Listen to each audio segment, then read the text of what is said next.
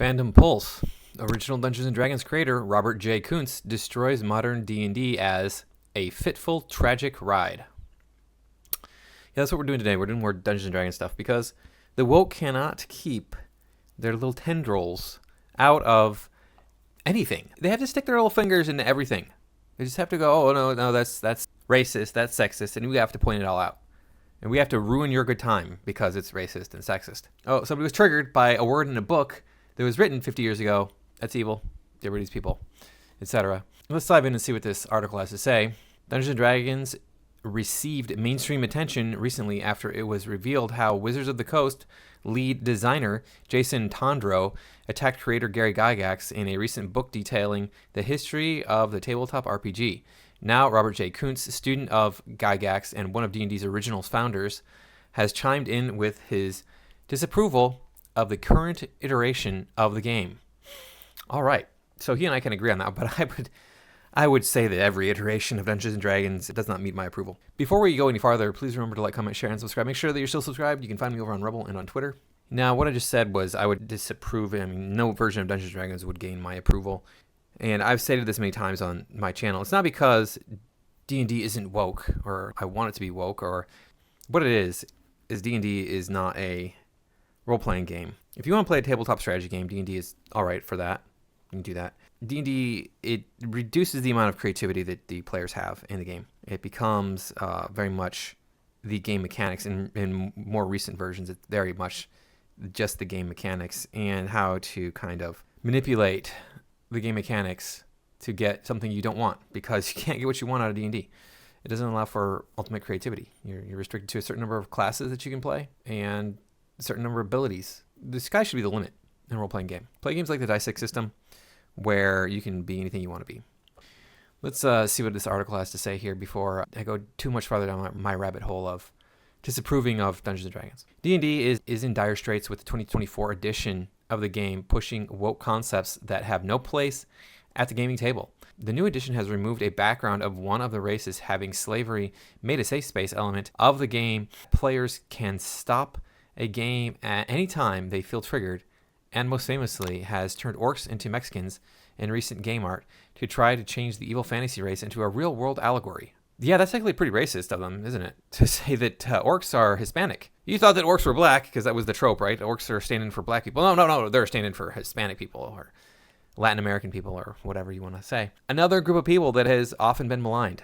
So I don't know what to tell you about your bad choices lately, wotc. Stop being woke. All of these events have upset longtime players of the game. Still, the most egregious situation in the current iteration of the industry's lack of respect for its creator, Gary Gygax. Woke activists have taken over Dungeons & Dragons, which led to the making of the original Dungeons & Dragons bizarrely attacking Gary Gygax with misinformation maligning the D&D creator. In the preface written by Jason Tondreau, a senior designer of Dungeons & Dragons, and shared to X by user whatever, Tondreau attacks the original creator's writing. Some language in the first iteration of D&D presents a moral quandary. The documents reproduced in this book include many pages of charts and tables alongside lists of monster spells and magic items. But that game content also includes a virtual catalog of insensitive and derogatory language, words that are casually hurtful to anyone with a physical or mental disability, or who happens to be old, fat, not conventionally attractive, indigenous, black, or a woman. Yeah, I don't remember that happening in the books. Maybe you could get this book here, this making of the original Dungeons & Dragons, and see that for yourself. I know that we've seen snippets of it on X, etc., but I don't remember them saying that black people were bad or women were bad. They might have pointed out the truth about, like, say, women being that they're physically smaller and weaker than men. That's just how they are. I don't know what to tell you. On average, women are smaller than men. That's just true. Tondreau continued, some people have charitably ascribed this language to authors working from bad assumptions. In the 1970s, historical wargamers in America were predominantly white middle-class men. It isn't surprising that they would dub a class of soldiers the fighting man. How is that offensive? The fighting man. How is that offensive? The thing is, if you don't know D&D, which you probably won't be watching this video if you don't know D&D, but just to clarify this, the fighting man was a class, so that was your profession. You could be the fighting man. You couldn't be a fighting woman. That's what they're taking umbrage with, I imagine. I mean, I can't read their minds, but that's the only thing that makes sense to me. But when in the pages of Greyhawk, the description of the Queen of Chaotic Dragons includes a dig at women's lib, the misogyny is revealed as a conscious choice. It's an unfortunate fact that women seldom appear in original D&D, and when they do, they're usually portrayed disrespectfully. Yeah, that's not the case. You can have as many women appear in D&D as you want to, and I don't remember them being disrespected in all of the years I spent reading the early versions of Dungeons & Dragons. Tandro went on, slavery appears in original D&D not as a human tragedy that devastated generations over centuries, but as a simple commercial transaction. Okay, it's not important to sit here and malign slavery. We know it's bad. We had a whole war in the United States that killed more Americans than any other war in history, mind you, to end slavery. Get over it. It was terrible. We all understand that. What the hell? The cultural appropriation of original D&D ranges from the bewildering, like naming every 6th level cleric a llama, to the staggering gods, demigods, and heroes, not reprinted in this book, includes game statistics for sacred figures revered by more than 1 billion people around the world, he wrote, where players expected to fight Vishnu, one of the principal deities of Hinduism, kill him, loot his +3 sword of doom slaying, yeah. So now I did want to point out that I have already made a video about this stuff. This article here came out just a few days ago, less than 2 weeks ago. So it's still on the minds of people. They're still talking about it. They're still pushing their garbage agenda. Now, I still own Deities and Demigods. I own the book, the original. I have it. And yes, they have Vishnu in there. They have stats for Vishnu. They have stats for all sorts of gods. Thor, Zeus, Poseidon. All sorts of gods are in there. Gods I've never even heard of before. And you want to say, oh, it's problematic because Vishnu is still worshipped by people. So what? I would not care if they put in their stats for Jesus Christ, for any of the deities that people have worshipped throughout the entire history of humanity. It doesn't matter to me. It shouldn't matter to anybody. It's a game. It's make-believe. It's fun fantasy. What Dungeons & Dragons is, what role-playing games are, even though D&D is a piss-poor example of a role-playing game, what role-playing games are is interactive storytelling. So you can't have a story where human beings or elves or dwarves or a combination of those different races go up into heaven and fight Jesus. Can't have that. I'm reminded of an episode of The Big Bang Theory where they were playing D&D and the goal was to save Santa from ogres. You can't have that. No, you can't have that. You can't have stats on Santa. Can't have it. Tandro concluded the preface writing, despite these shortcomings, D&D has always been a game about people choosing to be someone unlike themselves and collaborating with strangers who become friends. It has slowly become more inclusive, and as the player base has become more diverse, the pool of creators who make the game has expanded to include people with a broader range of identities and backgrounds. As these new creators make the game more welcoming, the game has attracted new fans who in turn continue to make the game more inclusive. The future of Dungeons & Dragons, here at its 50th anniversary, is bright. Yeah, but still the majority of people who play role-playing games are white men, as I understand. I mean, I don't have those stats, but I have students that come from Europe, and they're like, oh yeah, I used to play this stuff back home in my home country. And they're all white students, by the way, coming from Europe. I don't think I've had any students come from Europe who are not white. So, anyway.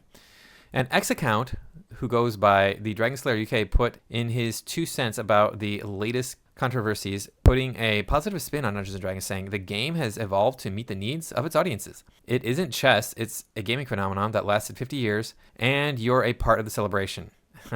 Robert J. Kunz, remember Robert J. Kunz is one of the original creators of D&D, showed his disdain for the woke mind virus corrupting his and Gary Gygax's creation, responding to this tweet we just read.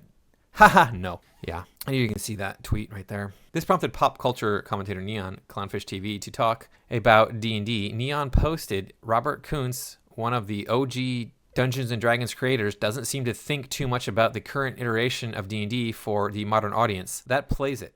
And no, he isn't part of the celebration. wotc celebrated the 50th anniversary of the game by low-key denigrating the very people who made it. Yeah, it's ridiculous to look back in time at something that you currently have ownership over and are using it to, you know, produce positive things in the world and go, yeah, the original creators were jerks, and just like totally down their creation and say it was bad. I don't know. I mean, I guess if they really, really were, but you still want to be like, you know, they did this good thing. Like I can talk about Robert Kunz here and be like, hey, he created this phenomenal pastime. It's amazing. He was one of the founding fathers of it. So I can give him credit for that. I don't like what he specifically created and worked on, but a lot of the other games out there are amazing. So Neon followed up. The game has evolved to appeal solely to theater kids and Tumblr users. Fixed it. Yeah, the newest version of D&D is so, I don't know. I haven't seen the 2024 version. Okay, so 5e is what I'm referring to when I say these things. 5th edition. It's trying to be too many things, and so it has too many rules. And I understand why it's trying to be too many things. It's trying to be that game, like I mentioned earlier, the Die 6 system, where you can do anything. It's trying to be that. They're trying to say, look, the Die 20 system, you could do anything with it. And technically, yeah, the system, if you cut out classes and you make a different magic system, it can do anything. You're right. The base rules can do anything, but that's not what they're doing. So Robert Kunz did this tweet. He said, thank you, Neon. When I come to your podcast, I will detail the descent of D&D and the gradual ostracizing of Gary and myself from the equation, an attempted mending of that by Paizo, and then back on track to nowhere. It's a fitful, tragic ride, which apparently has a final sign ahead. Hereat lies ingratitude. Yeah, that's the thing. Be grateful for the people who made this thing. You should be like, yeah, well, they did an amazing thing. Even if they were morally corrupt, morally bankrupt, they did this amazing thing. We can respect them for that, or appreciate them for that. Many original players and creators are upset with the way Hasbro and Wizards of the Coast have treated Dungeons & Dragons as their personal sexual fetish playground and leftist identity politics lecture hall. While Wizards of the Coast realize their fan base is fed up with the pushing of evil ideologies and get back to fantasy gaming again. Yeah. So are there any comments on here? Oh, there's no comments. Okay. There might be comments, but I am not subscribed, so I'm not going to see them. The flavor of D&D, original D&D, the basic Dungeons & Dragons, original Advanced Dungeons & Dragons, second edition Dungeons & Dragons. The flavor of those, the setting, amazing. It is medieval fantasy, and it is all just like balls to the wall medieval fantasy. It's great, and I think that we need to have that in the world. There's nothing wrong with that. There should be something that has a huge chunk of culture based on that, and that's what D&D was back in those days. So the flavor of the original stuff was really good. It started to change in, I mean, maybe 3, but in 3.5, it started to change. I never really saw 3 because 3 was a blip. I guess it was terribly published or something, and so they had to republish it quickly, and it came out as 3.5. So everything started to change then when it started to become this weird high fantasy where it's not traditional medieval fantasy or what we would think of as like low fantasy or anything like that. It's more like Masters of the Universe or Final Fantasy, which those things are cool. I like those things, but that's not D&D, and it shouldn't be D&D. Maybe that could be like a supplemental book that you use that they publish. Or like, yeah, here you go. Here's, this world where there's this crazy magic tech that we have. That's fine. But the core base world should be much more gritty. Here we have the Mexican orcs for us to enjoy, because having traditional, what I would think of as more traditional medieval fantasy, can't do that. Gotta have Mexican orcs now. Yay, you guys are winning. And we wonder why you're failing miserably and you can't get a Drizzt TV show to happen. Ridiculous. Anyway, thanks for watching. I'll see you in the next video.